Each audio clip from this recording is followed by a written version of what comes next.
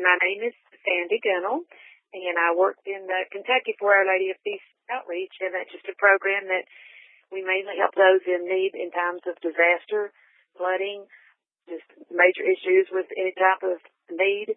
I'm 61 years old, and I've never heard of a tornado in eastern Kentucky. It's just something we have never seen, you're not prepared for, because everyone kept saying, oh, you live in the hills, the tornado would never get down in the hills. Well, it did.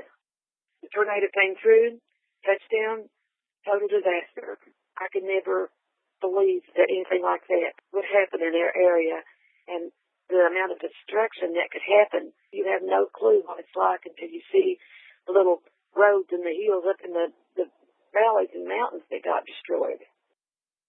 It was amazing, the help that came from Church World Service to help our people in need. And this was help that we would not have received anywhere else. They couldn't believe that anybody would offer help because they had no help. I mean, just a pair of gloves was like you'd done the greatest thing in the world for some of these people.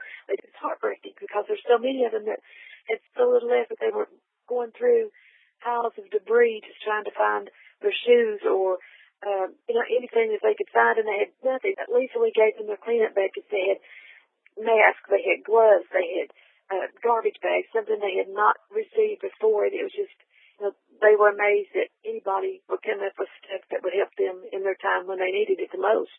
The grade school and the middle school in the Salyersville were totally destroyed, so they were trying to intermingle those with other school systems until they found an old building that they could put the kids back into, and we donated the supplies. Every child went back to school with the school supplies.